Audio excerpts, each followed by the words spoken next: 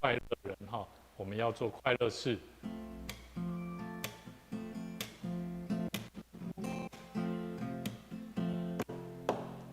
我是个快乐人，要做快乐事，日日敬拜主，喜乐意洋洋，不断地歌唱，用力地拍掌，天天敬拜主，我要在心里赞美主。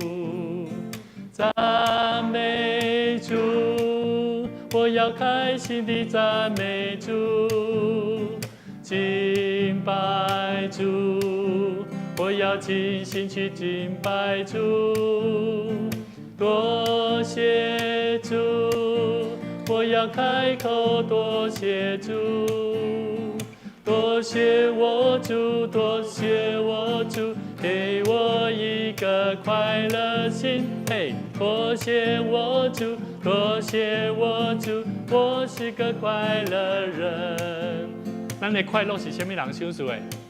是咱的主享受，互咱咱求上帝，互咱有一个快乐的心。过来唱一遍哦，来，我是个快乐人，要做快乐事，日日敬拜主，喜乐意洋洋，不断地歌唱，用力地拍掌，天天敬拜主，我要在心底赞美主，赞美主，我要开心地赞美主，敬拜主，我要尽心去敬拜主。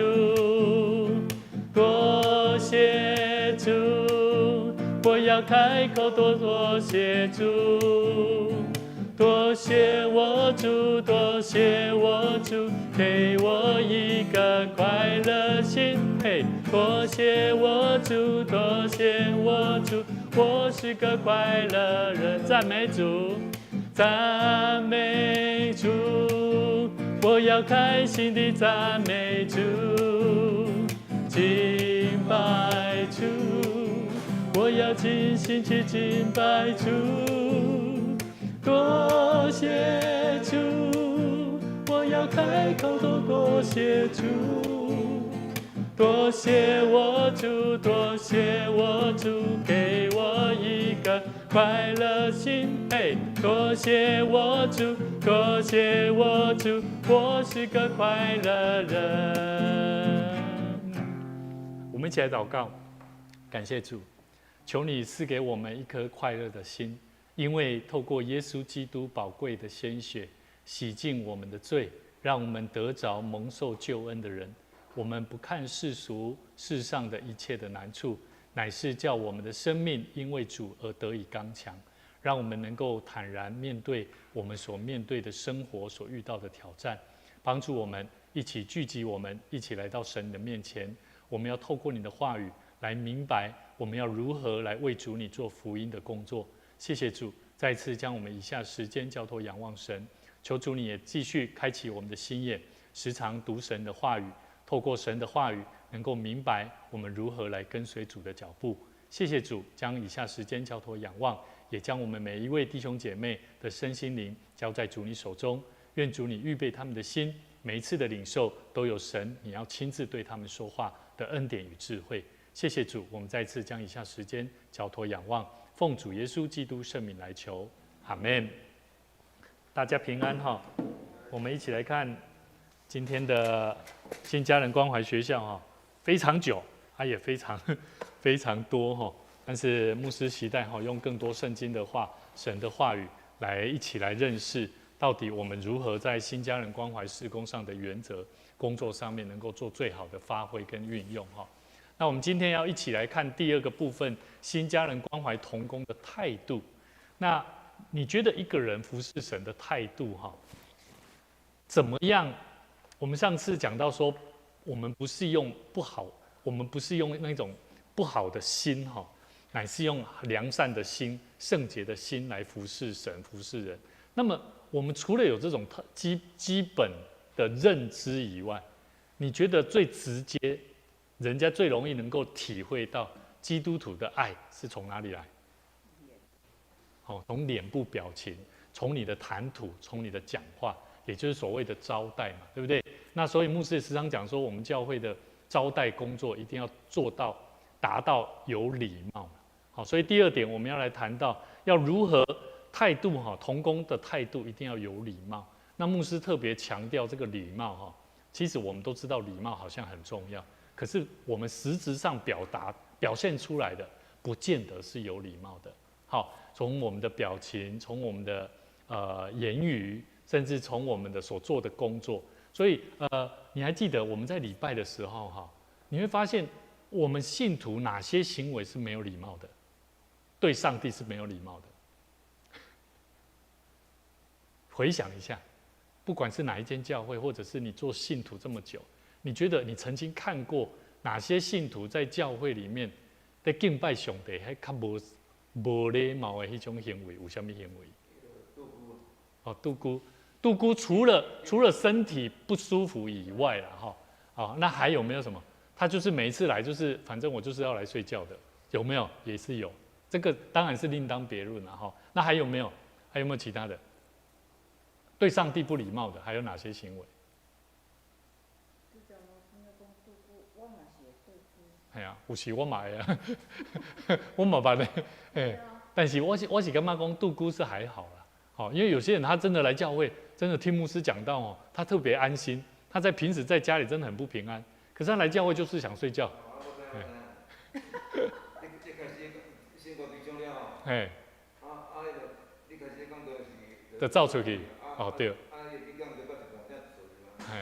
就是说，整个的礼拜仪式里面就是说我们怎么样教导我们的信徒，就是第一个准时嘛，譬如说准时练歌的时候要准时，该做什么时候就是该做什么事，这个是一种礼貌。所以我们的信徒有一些礼貌行为上面，我们不要把它当作那是他这个人习惯就好，我们不能说他习惯就好。其实我们在座其实都是长子，甚至未来也是要做长子的同工，我们都要预备心，我们都是要做一个教导人走在合神心意，就是要做一个有礼貌的人。那我觉得我记得我小时候这单传统的长老教会的教育新一代的年轻的小朋友，通常都是礼拜的时候要怎么样？不可以讲话，有没有？要专心听，有没有？然后什么时候要做什么事情，然后该起立，该坐下来，然后什么时候要说阿们。所以很多时候这些教导，实际上我是觉得是需要教导的。但是这些教导，我们怎么样用一个比较用礼貌性的教导？譬如说，为什么我们要这么做？就是我们让他们能够去体会到，这是一种尊重。当我们敬畏神，什么叫敬畏上帝？就是这个，敬畏上帝就是从礼貌开始做起。所以我觉得敬畏神，除了外在的仪式，其实耶稣也教导法利赛人他们很注重仪式条文，可是就是因为注重仪式而没有注重心内在的部分。待会我们要一起来看，到底一个基督徒他的有礼貌是什么礼貌？我们要一起来认识神的话语，在路加福音第6章，我们一起来看路加福音第6章第31节到32节。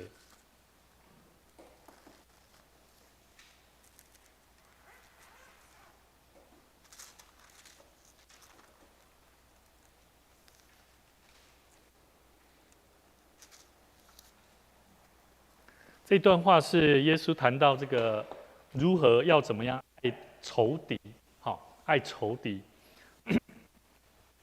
那特别它里面有讲到一句话我们要一起来看2句话我们一起来看，很长那牧师特别选这2段话，我觉得是最客观，也是一般没有好像跟你没有什么瓜葛的人没有什么冲突的人，不是你的仇敌，但是有些时候我们好像也都是做反面的事情31节30节，我们一起来念来，凡求你的就给他，有人夺你的东西去，不用再要回来。你们愿意人怎样待你们，你们也要怎样待人。好，就先讲到这边。我们有没有发现，有些时候我们知道施比受更为有福，对不对？可是有些时候，当我们要给别人的时候，我们都没有先想好，我们只有想到反正我是先帮助你。可是当我帮助你之后呢，我们的心里面，当他不还你的时候，你就开始对这个人批判，有没有？有哦。好，所以当我们对一个人要有所有礼貌，其实我觉得要从你是否愿意给予做开始。当我们愿意给的时候，我们会不计代价的愿意牺牲奉献的心态，还是你希望奉献了以后，你还会有所获得？就像我们现在在做青少年学生工作也是这样。当我们付出很多给他们吃，给他们享受，可是当他们的行为都不检点、没有改变的时候，你会怎么样？你会在想说，我要不要继续再做，对不对？就是这样。好，所以我觉得我们一定要去思考这个问题。基督徒要思考这个问题。当我们给予的时候，好，凡求你的，有人来求我们说要我们给他的时候，甚至有人夺你的东西去的时候，其实我们要有一个预备呢。有可能这个东西是要不回来的，拿不回来的。好，所以我觉得我们基督徒要学习哈，我觉得礼貌就是这个样子。好，什么是有礼貌？基督徒只要谈到利益关系哈，他就不礼貌了。我简单讲就是这个意思，有无？讲到伊堪伊有什么利益的关系，有什么冲突了，伊就袂个堪伊做什么好朋友啊？真正哦，哦，你看咱的教会的信徒内底有做这拢啥的哦，哦，他会时常都在躲在旁边，然后都在他很认识他，可是当他一认识他以后，遇到什么冲突以后，他就怎么样翻脸不认人，离开教会都有。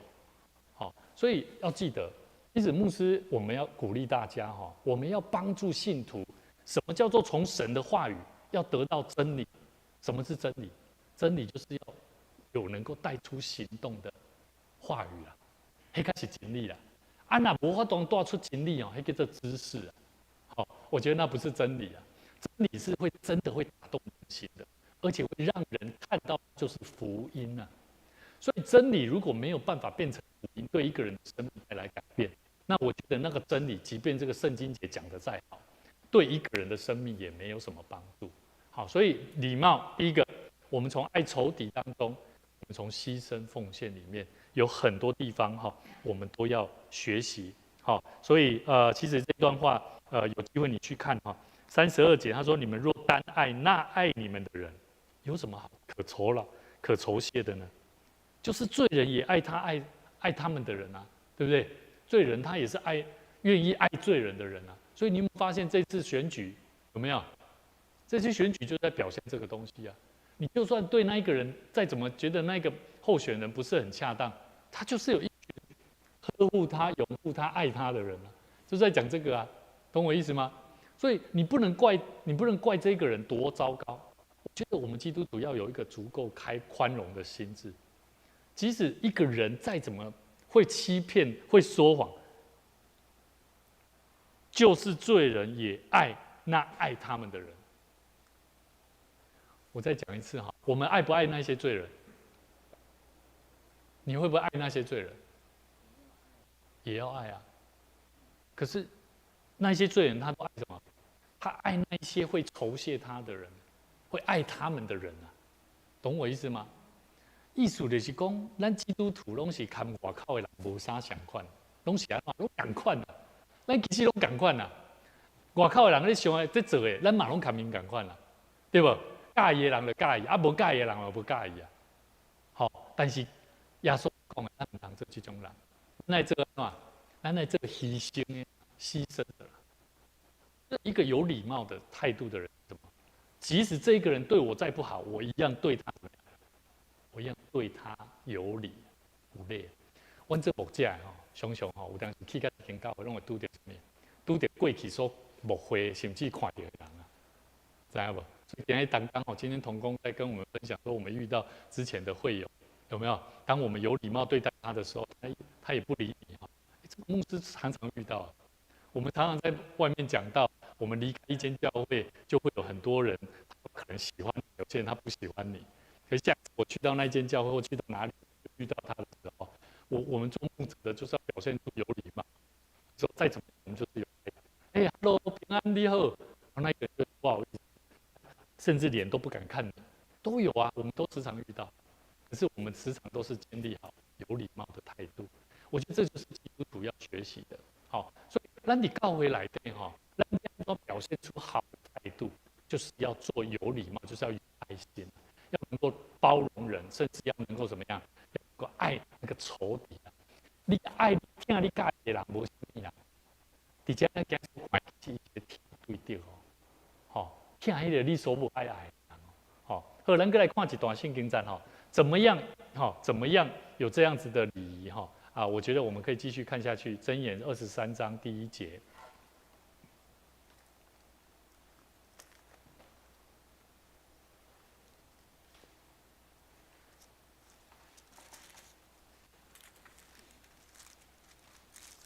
来，针对刚刚那一段圣经节哈，有没有人要补充的？你觉得有什么礼貌可以哈？好，我们先一起来看哈，23章第1节。你若与官长坐席，要留意在你面前的是谁呀？你若与官长坐席，要留意在你面前的是谁？好，在这里他讲到一个谦卑、一个谨慎谨慎行事的人伊袂为着要食而忽略伊应该有的礼貌。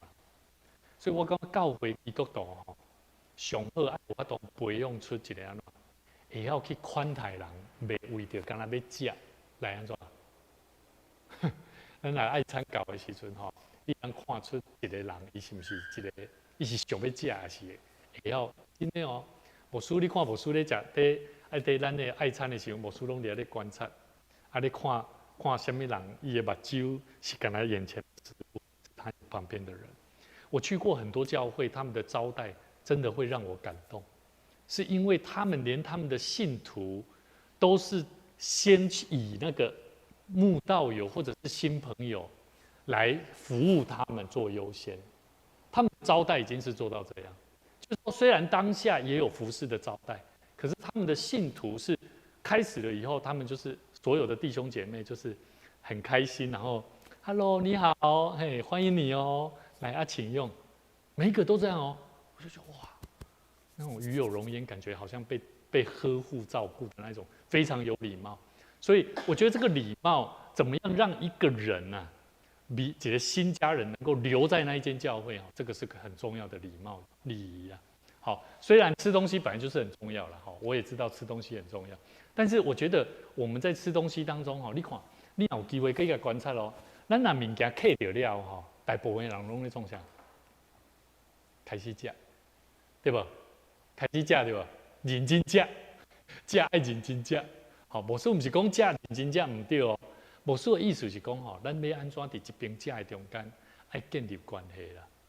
好，牧师有遐观察过，你有看牧师都是要特地请我们同工要去跟某些人讲话，有没有发现？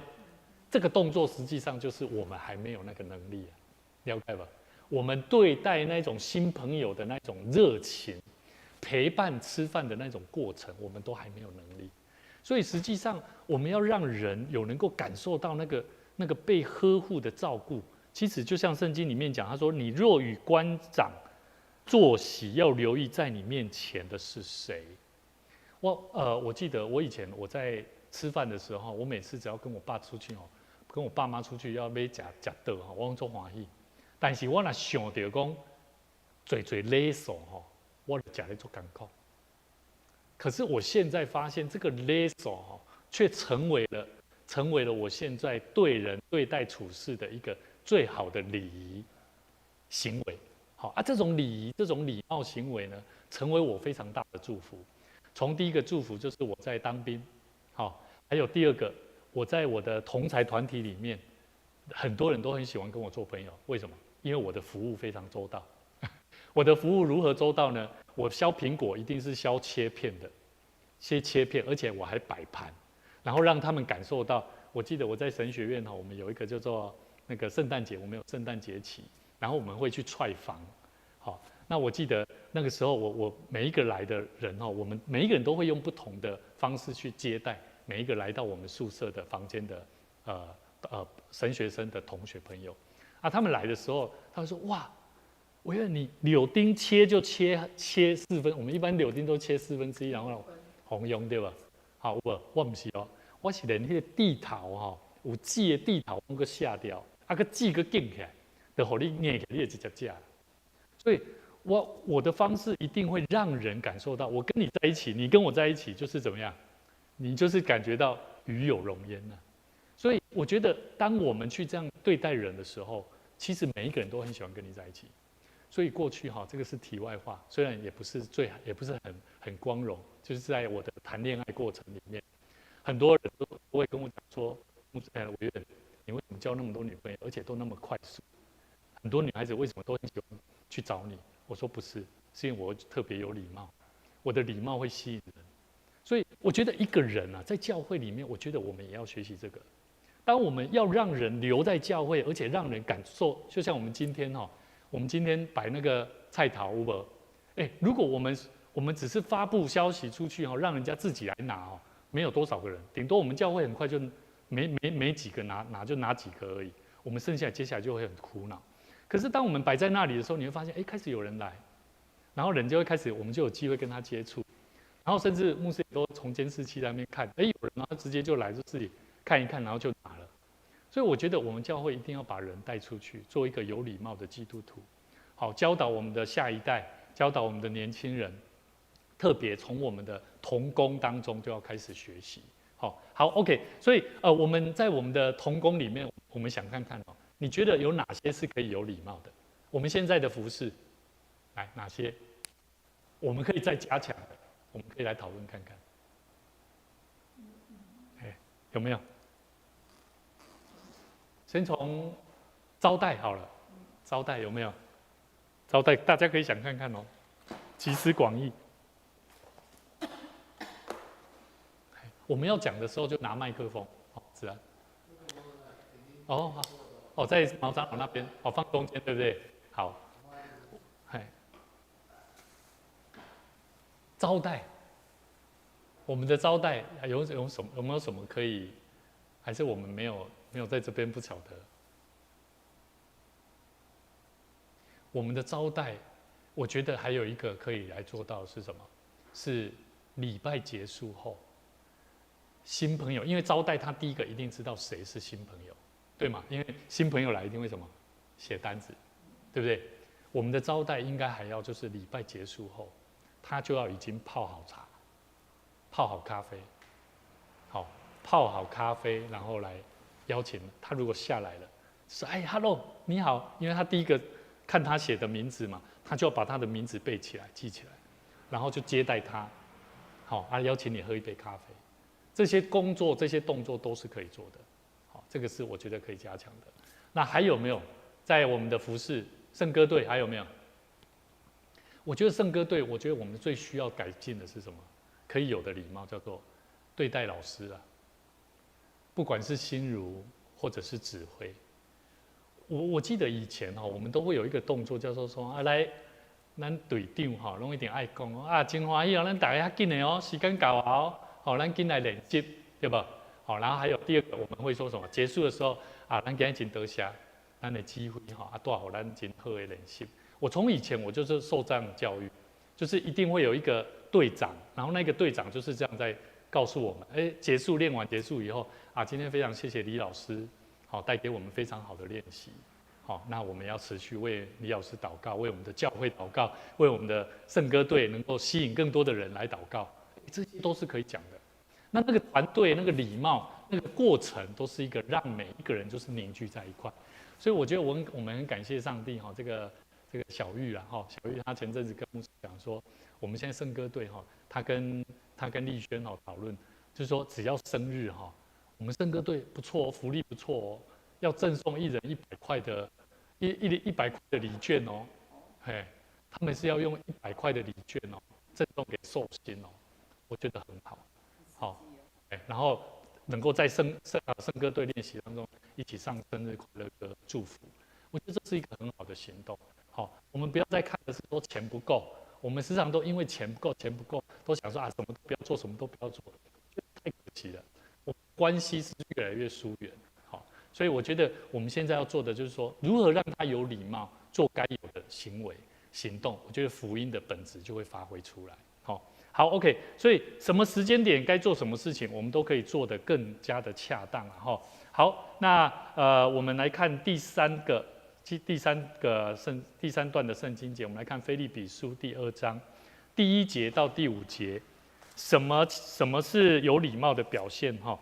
我们可以需要有什么态度、心态，我们也要来做培养。腓立比书哈2章1到5节。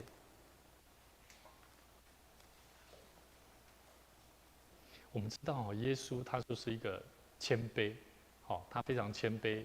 你们会不会觉得只要一听到耶稣就会觉得他很神圣，有没有？然后觉得他是一个很温柔，然后很有威严，然后很有权柄，很有能力。那我觉得基督他的能力是怎么来的？就是他说保罗他特别讲到要效法基督的谦卑了。好，1节到5节说，所以在基督里若有什么劝勉，爱心有什么安慰，圣灵有什么交通，心中有什么慈悲怜悯，你们就要意念相同，爱心相同，有一样的心思，有一样的意念，使我的喜乐可以满足。所以我要问各位，我们的主会不会喜乐我们所做的？会不会？他要喜悦我们所做的，他要得着满足。或者是你们的牧者要看到我们的每一个弟兄姐妹、每一个同工都能够在神的工作上得着满足，一定要透过什么？爱心都要怎么样？都要相同心中有什么慈悲怜悯，你们的意念要相同，爱心要相同，有一样的心思啊。可是你会发现，在基督徒，在我们的信徒里面，有些时候每一个人的想法都左右了他跟神的关系。你有没有发现？一个人的想法在左右他左右了上帝期待的事情。我再讲一次每一个人都用自己的方法在决定上帝的事情，而不是用上帝的心意来决定他们的生命。了解我的意思吗？这就是我们的教会，我们的教会现况是这样。我们比较是用自己的角度在看教会的事情，而不是用教会的事情在看神要我做什么事。懂我意思吗？这就是我们教会现在的文化，这是感觉得出来的。就是说时间到咱就来做工，时间到咱就做什么代志。但怎么样把这份爱在每一个人身上去表达出来，去跟他分享福音，这个东西是还没有的。所以我们要留意帮助我们的信徒。为什么现在我们要做门徒训练？门徒训练就是要让他们重新去看神的话跟他自己的生命。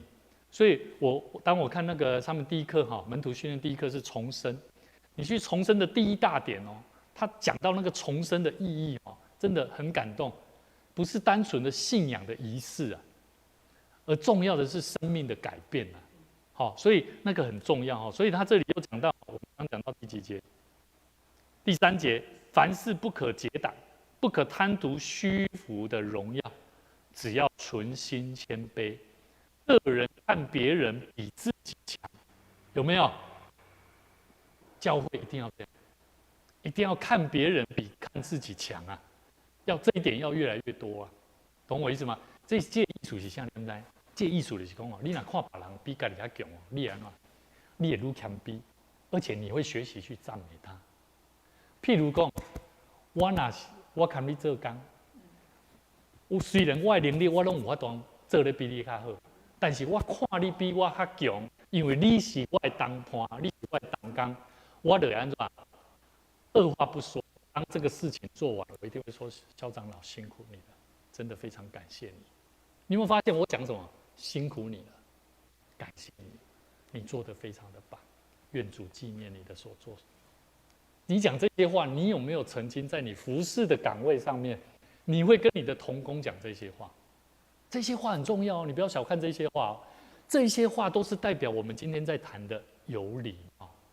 信仰里面的礼貌不单单只是客套的礼貌，信仰的礼貌是真实的，打从心里面，就像圣经里面所说的，看别人比自己强了解吧？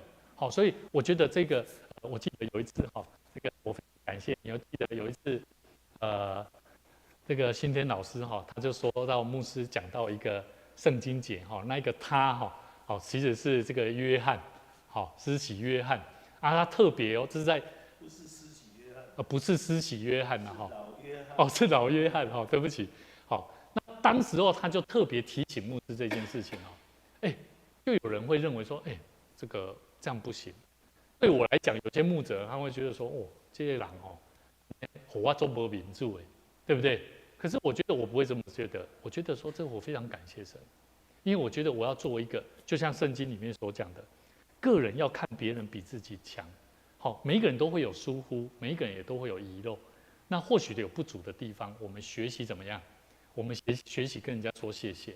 好，所以我觉得这个很重要哈。所以现在我们礼拜天哈，我们都开始在做门徒训练，对不对？大小组一定人会减少了，啊，你唔免烦恼啦，哎，你唔免烦恼，你不用担心，你要担心的是，你要想的，你要祝福的是什么？这一些人，这些组员，他们去上完课回来以后，他们就是你很好的同工啊，了解我的意思啊？哎，你看金蛋姐哦，金慧姐哦，因是冲向小组对吧？因即马是去装逼哦，操练哦，因即马操练这个门徒训练了，因是足在的哦，因会知影圣经内底咧讲顶头诗是啥，信用是啥。所以等你因训练了门徒训练回来小组的时阵，我们牧师就开始在思考了。我就在思考说，这些人当他回到小组的时候，他要做什么？是不是我们的小组要开始分职？我们要开始分职，让栽培更多的领袖出来。好，这个都是有可能的发生的事情哦。所以我们要了解，不要怕。我们现在小组好像突然间人没有了，不要去满足那一种人数好像很多、很好的感觉了。那个感觉不是最重要的了，最重要的是我们的小组员、我们的信徒有没有生命被装备，有没有成长？那我觉得那才是重点哈。好，所以这里讲到一个很重要哈，第4节，个人不要单顾自己的事，也要顾别人的事。第5节，你们当以基督耶稣的心为心，这就是一个谦卑有礼貌的态度的基督徒。好，所以一个谦卑的基督徒不是从他的服事的谦卑啊，好，可以看得出来而已，还可以从什么？真实，他会以别人的事为念。他会看重别人的事，比看重自己还要来得重要。注意哦，我再讲一次哦，他会看重别人的事，比看重自己的事情还要来得重要。这才是真正的谦卑，懂我意思哈？不是单纯他在表象上他所做的服事是谦卑的，叫谦卑，不是。我们的谦卑不是这样定义的。好，所以这里牧师要特别提醒，有礼貌，这是一个很重要的要有的谦卑的态度。好，以基督的心为心，好，时常提醒自己。好，第4节第4段圣经节，我们一起来看马太福音第15章。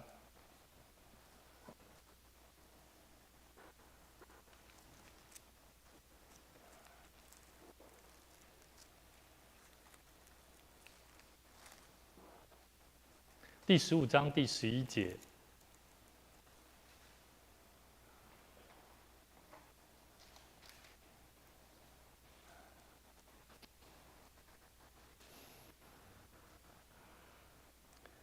11节说什么？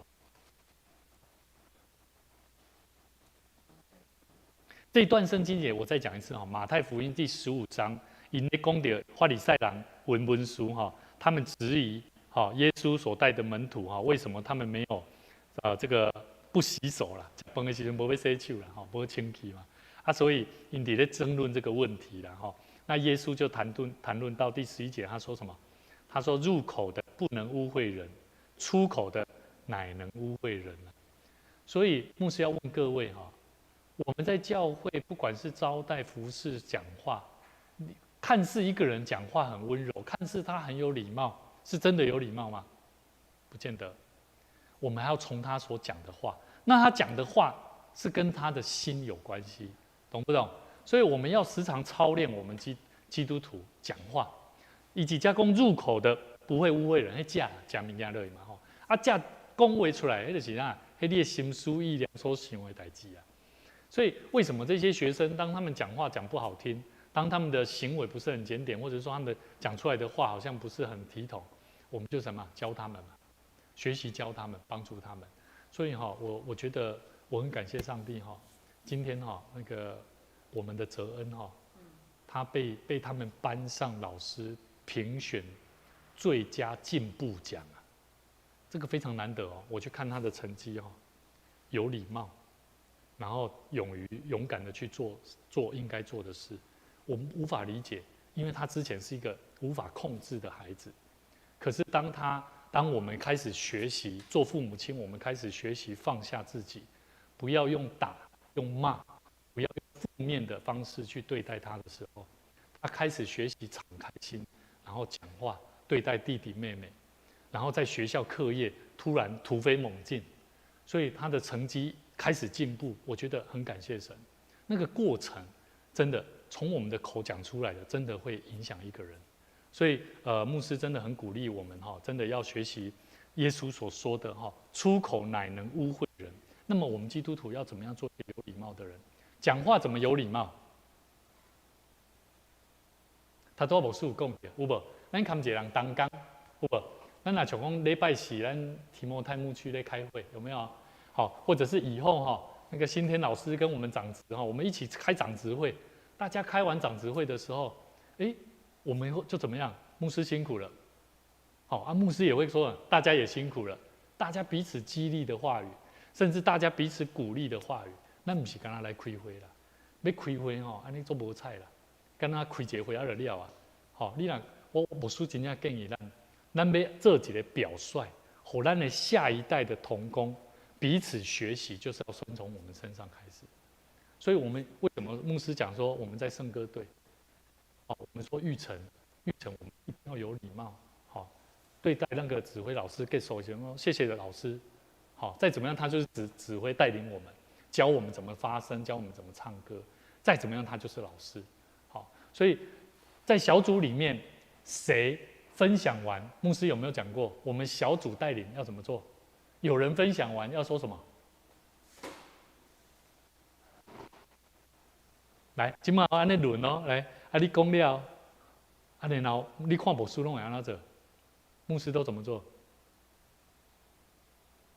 你无注意我拢会讲多谢你，咱多谢这个人的分享，我们谢谢这个人的分享。这句话就是礼貌，还了解不？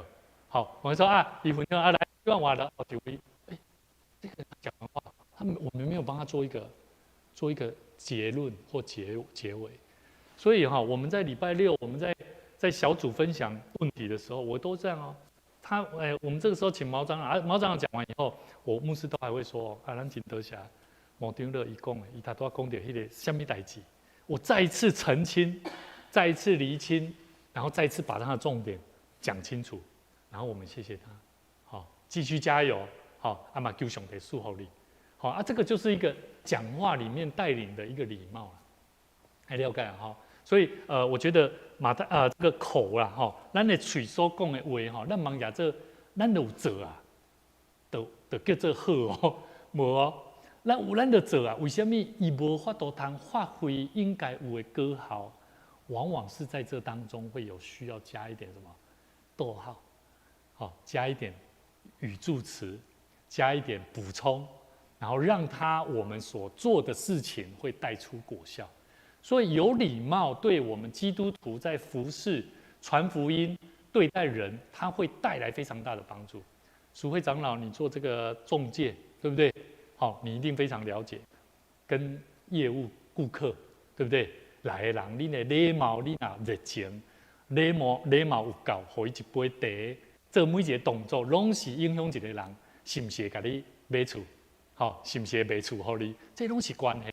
所以一样我们在做的是福音性的工作，我们怎么样把这个人的生命带到上帝的面前，就是要做一个有礼貌的人，帮助他。好，那第18节我们一起来看来18节说什么？唯独出口的，是从心里发出来的，这才污秽人意思就是讲，这是耶稣伊咧讲这法利赛人，因为这法利赛人因的心就无介清气心内无清气，唔可以讲出问耶稣这代志。讲恁的门徒哪拢无要洗手，对不？同款哦，有的人嘛咧问咱哦，问讲啊，恁做这代志是咧做啥货？你有听过无？有人咧甲问讲啊，恁做这是咧创啥？意思是啥？你知？意思咱就是做这代志无礼貌啦，礼数无够啦，无达标啦。我去讲一摆哦，啊，恁做这是咧创啥？意思伊无感动嘛？了解我意思啊？所以通常有人他会跟我讲说，牧师，我们为什么都要去做那个东西啊？我说怎么了？你有什么想法？你看到我不会说没有啊，这个我们以前就是这样在做啊，啊你习惯了就好啦，我不会这样跟他讲。我通常有人有这种想法跟意见，他会说，牧师，我有一个问题想要问你哦，为什么我们做这个服事为什么要这样？为什么要这样？然后我知道他的限制在哪里，我就会跟他分享。那你的看法是什么？或许我可以调整看看，改变看看，让它更好。通常我这样子扛这个人在讲这个代志的时阵，这个人也感觉我非常的同理他的感受，而且他还会回应我说：“没关系，没关系，牧师，你不要马上做改变。我觉得可能某些东西我还不了解，我先来参与看看。因为我的同理，那个礼貌，让他感受到是他自己的问题，不是我的问题。即便这个事工是需要改变的。”是需要时间，可能有一些太过于年久，需要修维护，成为物件用歹啊，年久失修，嘛是需要调整。但是对人来看，人会感觉讲，刚才恁会当做一寡改变。老人你甲咱问的时阵，你的心情是什么？好，牧师给大家的功课就是这个啦。假如今天人家开始对你的侍奉有意见、有想法的时候，你要用什么样子的心情跟态度，表现出有礼貌的态度？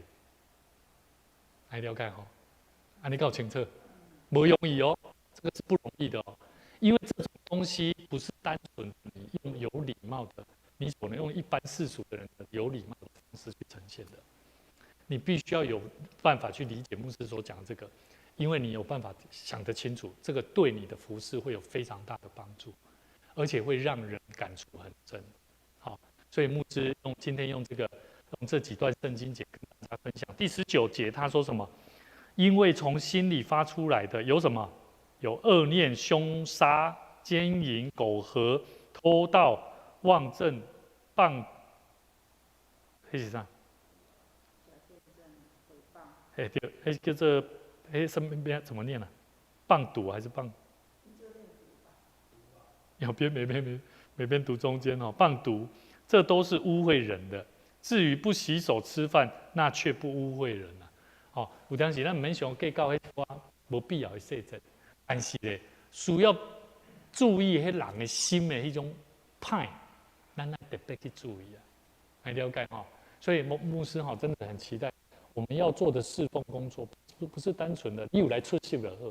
牧师嘛，期待讲咱中一当工的侍奉，唔是咧做表面的啦。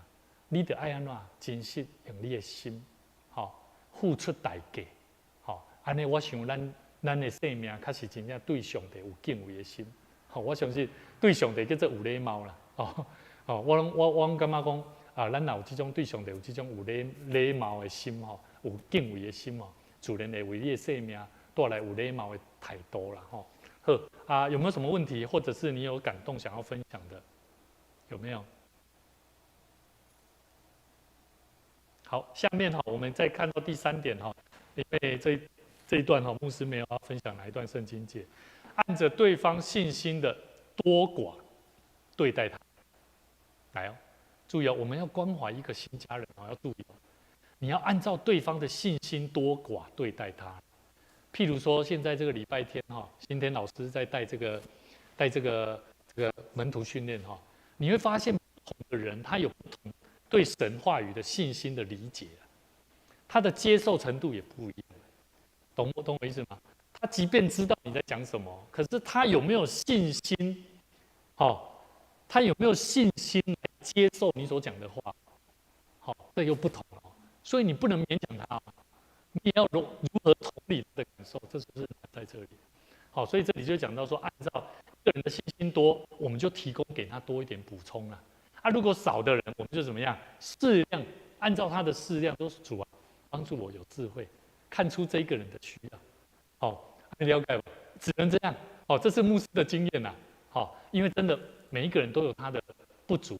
我牧师曾经遇过哈，我觉得我要讲的让他懂，我花很多时间，你知道吗？那一个人就睡着了，真的睡着哦，然后开始打哈欠哦。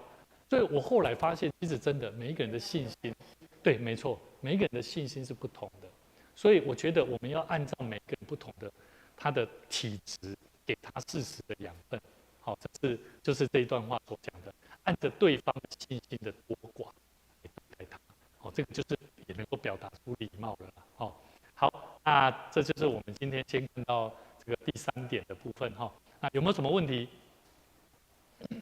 下个礼拜我们就把4、5把它看完，好，再进到第2面的部分哈。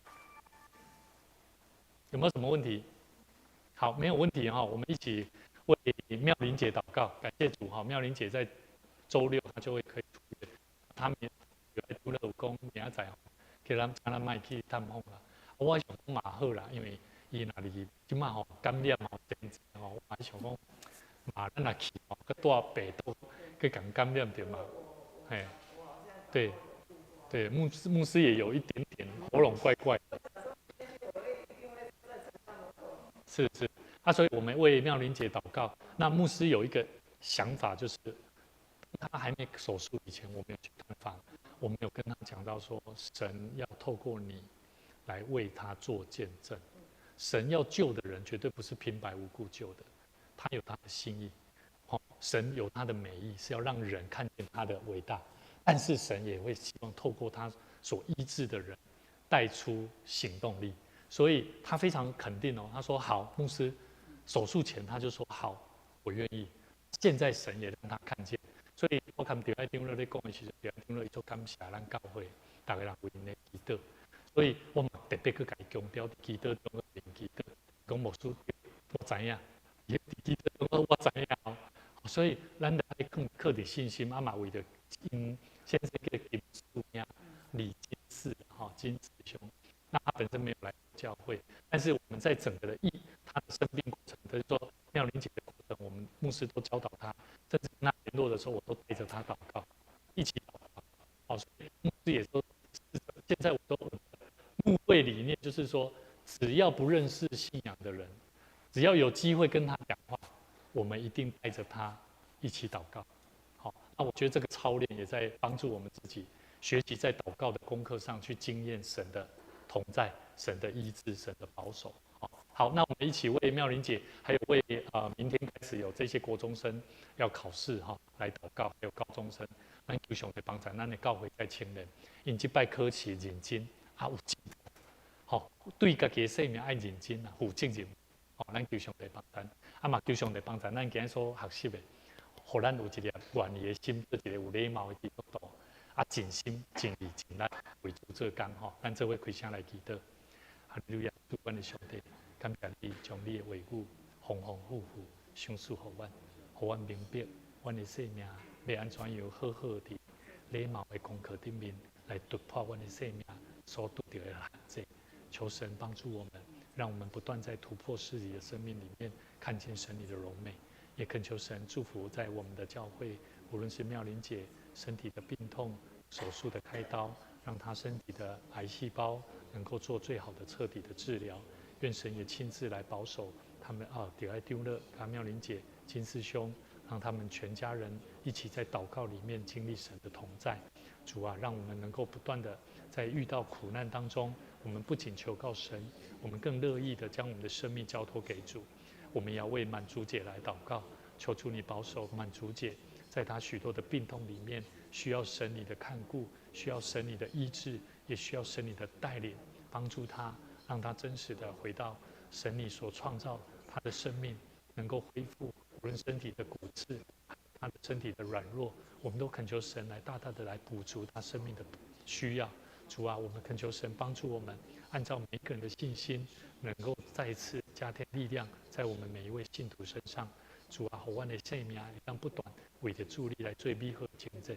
感谢俄罗主，愿上帝祝福阮的青少年朋友，互阮每一个青少年朋友伫即摆考试的内底，也尽心好好来备办心、安静心，互因所做的课题每一摆考试，拢会当用好的成绩，用尽心尽力的态度，做一个学生应该有的本质的责任。